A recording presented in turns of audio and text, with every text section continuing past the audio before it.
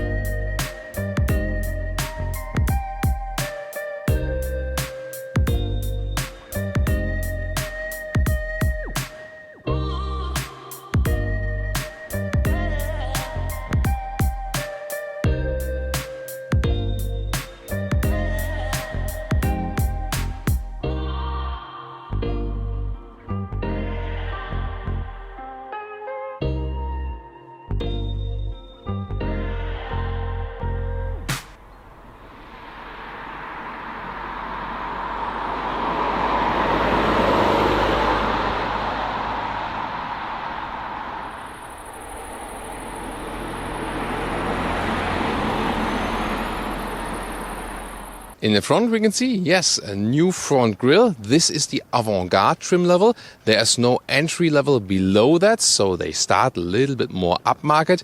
And you can see it has a wider stance now. It looks sportier, vertical fins, and also a whole different front grille form.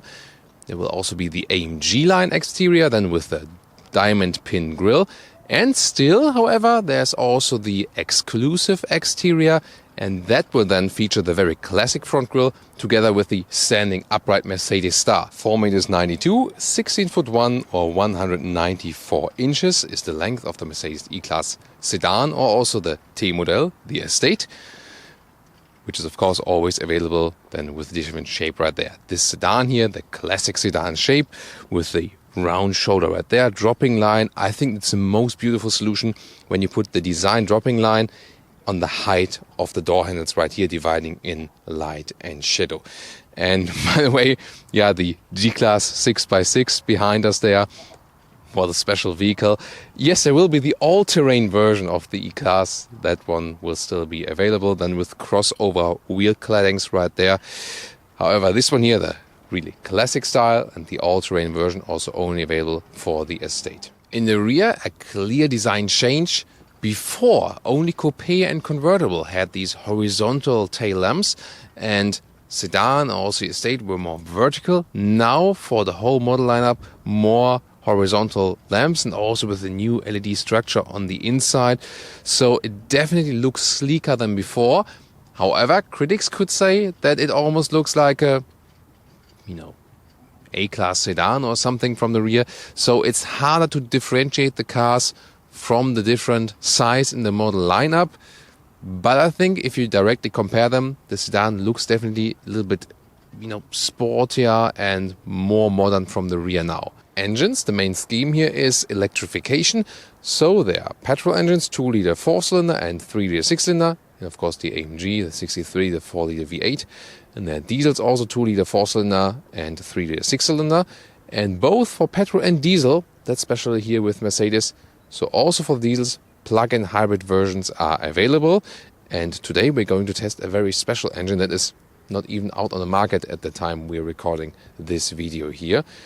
And let's now dig into the details. Because this here is the E350, 272 horsepower plus 15 horsepower electric boost, and optional additional even more electric boost than for a very short time.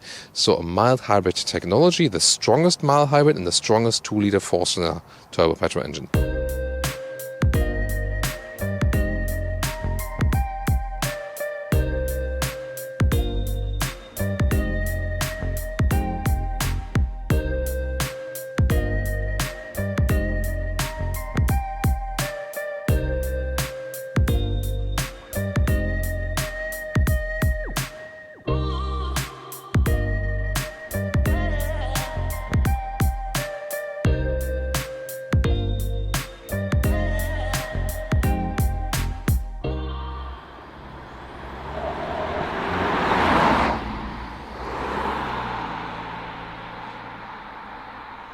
Then let's get inside. Typical E-Class is that, of course, we have a lot of comfort, even if we're tall. 1.86 m or 6'1". Yeah, my size probably won't change until the rest of my life. Yeah, movie character. So here, headroom still there, although we have the panoramic roof here, so there's a little bit more headroom if you leave that out. And again, it's a car to relax, definitely. You know what you get when buying an E-Class in this case, and you, of course, also get a little bit more comfort than you would get one in the C-Class. Soon also more about the new changes, because one of the other critical new things in the interiors is always digital. No analog gauges anymore, but they come in 2 different sizes. Soon more to that. The rest is here. When we control the seat, we can also put just the upper part a little bit out like this. That's this part then right here. So this inside of the door control is, nice to see when you're sitting here, but for reviewing, so tough to do. And then another interior sidekick. Here you can see the AMG steering wheel in the new style, flat bottom, and then you can see these 2 horizontal layers for the capacitive buttons. So you have basically the very same controls. It's just that they are visually split, and it looks just a little bit sportier, as we used to from the AMG steering wheels. I think it's a very, very nice design. Just again, the discussion about the capacitive button, that remains the same. And by the way, in this interior, you can also see there's a dark wood insert here for the decor elements. Again, in an open cell matte style. Also a very interesting solution. Quite beautiful. Now to the interior overview of this facelift. And before we talk about the new screens here, let me just sum up this interior for you. Again, this was this design scheme of sensual purity. That's what behind it. So, on the one hand, clear lines. On the other hand, some, curved lines, and the ambient lighting is below that for this sensual experience. Very interesting. Then this cap here on top of the screens. So this is so fundamentally different, for example, to an Audi A6, which has this very clean German design language, almost Bauhaus style. But then this one here, definitely evoking more emotions, but some say it's overloaded. So it really depends on, but definitely between Mercedes and our design on the interior, I think there's like A and Z. In BMW, I think is somewhat in the middle of that. Pretty interesting. Now, as this car was launched as the facelift, saw that and it was like all comes digital now, no analog gauges anymore. And everyone like, wow, it's always like this. And then, there will be still extras, German premium manufacturers. So it starts with smaller screens, 10.25 inch 2 times, so smaller than this. So for example, also a taxi Mercedes E-Class will get the smaller screens as standard. And then optional, these 2 times 12.3 inch. And then you have it like this. But both feature the MBUX system with the voice activation input. So the left instrument screen is not touch. It's the only thing that is not touch here, but there's basically touch at the steering wheel here to pick up the phone, for example, and to cancel it. Then the volume button, you can slide it up like this, but good thing is when you just press it here in the lower part, you mute it or unmute it again. So, and also when you just press in the upper part, it's also then the mute button. So yeah, it doesn't feel too bad, but the buttons before just came a little bit more natural, so to say. In the top part then here, there's another possibility to control the screen on the right or to go back again. There were these touchpads before. I think that's not the super big change. On the left side then, with your left thumb, you can control the left screen, because that's not with touch. Home and also the cruise control is here on the steering wheel. So I think we will get used to it. And for these capacitive buttons, I think they have a very good haptical feedback. So it's not as bad as I originally thought. But still, I was more a fan of the gauges they had before on the steering wheel. Now these new gauges here, 12.3 inch, left side, and with my left thumb I can control this. You can also put the map here, for example. It says here Mercedes-Benz Werk Untertürkheim, so that's the main plant in Untertürkheim. Is a city part of Stuttgart, and like this you can also change it, have the map all over the place, so they are very clear to read. All the displays here. You can see also for the mild hybrid system, says EQ power or charge. You can see when you can recuperate from this mild hybrid system or when you get a little boost of it.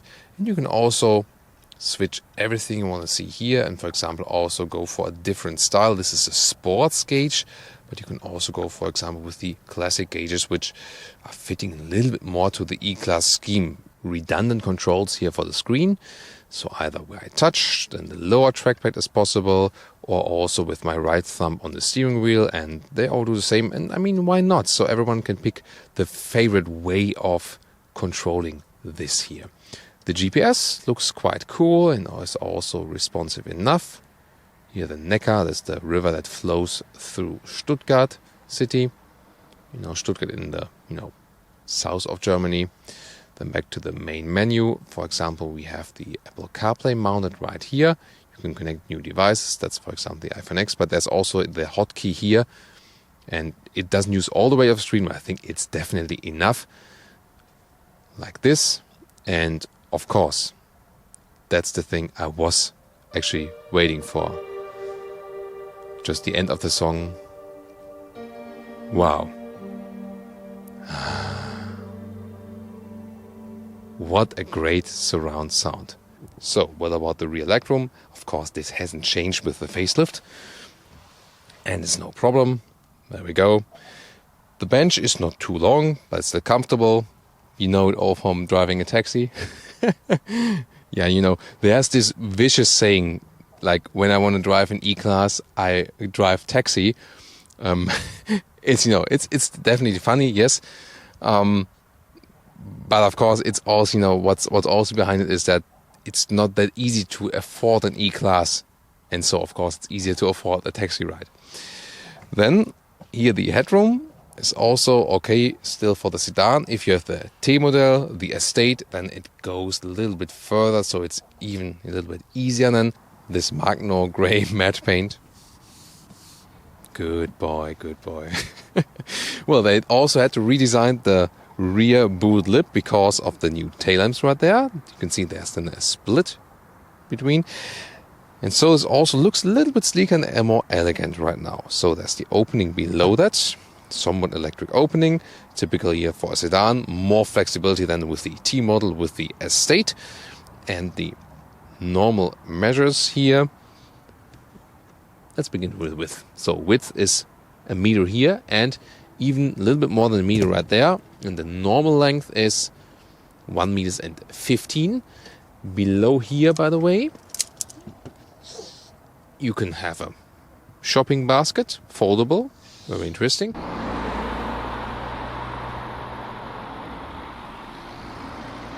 Welcome to Thomas's Driving Lounge with the E-Class facelift.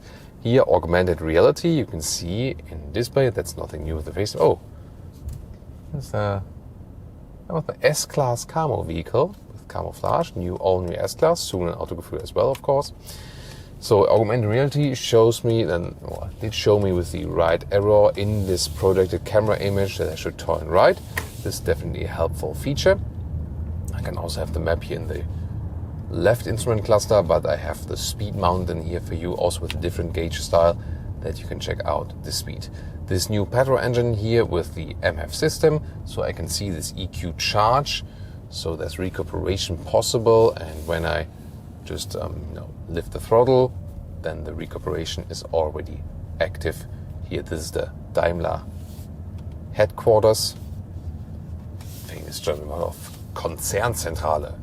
Yeah, which means headquarters. Yeah, sounds so Germanish, right?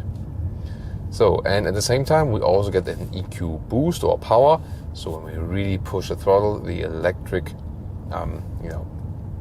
savings basically boost us even further. We'll soon also test it. Let's first see what minimum consumption we can score with that. Then we have the air suspension right here. Then once again, augmented reality. This really helps you in tricky situations where they're like, what is the GPS meaning? Is like this or the next one, or was it before? And this makes it definitely a little bit clearer. So cool thing. And in the new S-Class, there will also be like an equal function, but then in the head-up display, where at the moment I rather see only arrows and stuff and not this augmented reality function. So this car equipped with the air suspension, but I told you earlier, even with a normal suspension, the E-Class ride is very soft and comfortable, even better with the adaptive suspension and the air suspension. Of course, at some point when you need to replace it, the cost will be higher, but it's not that it breaks after, after 2 years or something. So, but just, when you take it into account and have it for a very, very long time, if that plays a role. However, the air suspension of an E-Class is also something very special because you have such an awesome soft ride. Just when you start riding and it's not like it shakes out of control, but a very controlled, nice shake you have there. And yeah, I always say it feels like like an air carpet.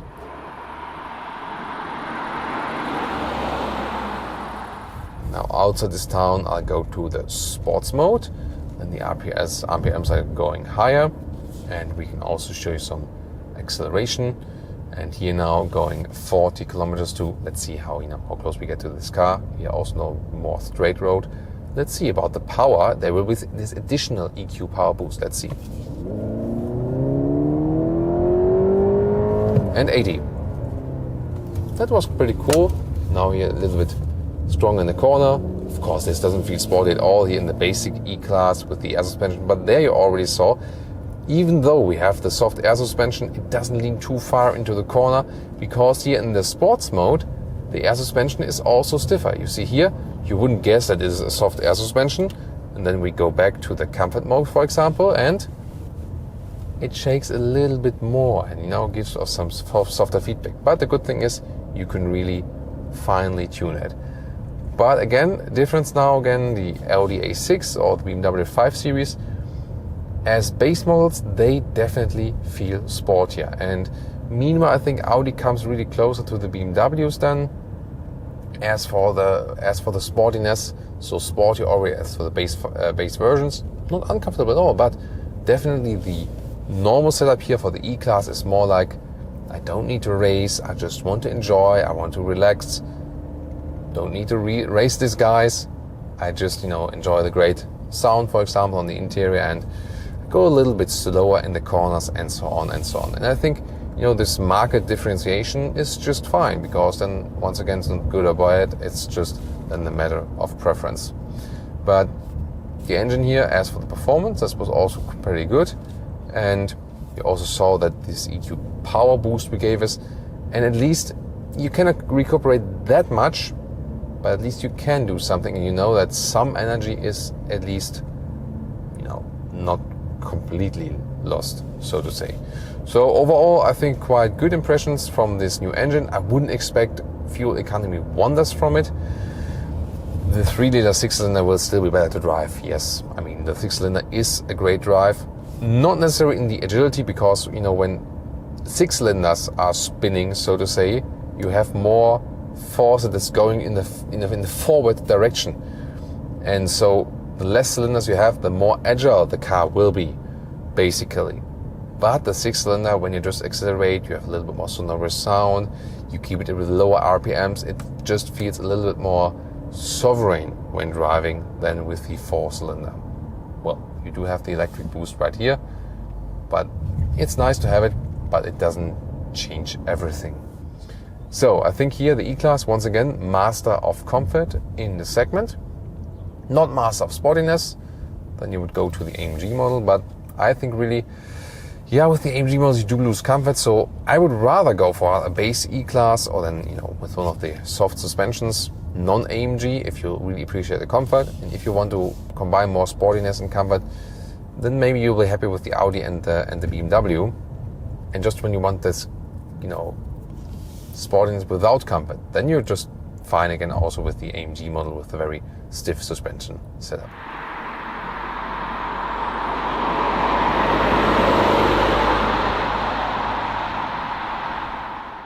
And now to our conclusion for today with the new Mercedes E-Class facelift. We've shown you all 3 new front grills, and no matter which you pick, the Avantgarde, the AMG line, or the classic exclusive line, they all look somewhat sportier, so the car looks sleeker than before. Also due to this new rear with the horizontal tail lamps, You can argue it more looks now like a bigger A-Class sedan, so maybe less unique in one way, but it's really a difference when you saw the first pictures and now seeing the car in reality. It really looks sleeker and sportier than before. The interior, still a great, sensual, luxurious interior, and with the new steering wheels, they look quite fancy, definitely. The AMG line looks, or in the true AMG models as well, looks a little bit better, even with this split horizontal fins in the steering wheel. However, the capacitive buttons, 4 capacitive buttons, they give you good feedback, but still, I found the ones that we had before, the classic ones on the steering wheel, just a little bit better and easier to control, especially while driving. So, when you have some changes in the car, it's not always that everything is better than before. The screens actually make a good impression. 2 different sizes, now all digital analog is gone, and especially important to have the new MBUX system in the E-Class as well, with a better voice input and so on. So this is definitely a step forward. In general, from driving, the Mercedes E-Class, always a very luxurious ride, a very soft ride as well, especially here with the optional air suspension we had today, but even a base suspension will just do fine. And it's one of the most silent cars on the market as for the noise insulation as well. Well, and then about the new mild hybrid petrol engines, they are actually a quite good alternative even to a diesel, I have to say, because of the new particle filters, technologies and so on. The diesels seem to have increased the consumption, whereas the petrols went down with the mild hybrid technology. So also for this new MF we tested today, we scored some decent fuel economy. So seems to be that these engines are the ones to go for in the future. Plug-in hybrids, also very interesting, of course, but so far in this E-Class generation, they reduced the trunk space too much, actually. So, looking forward to your feedback to the Mercedes E-Class facelift.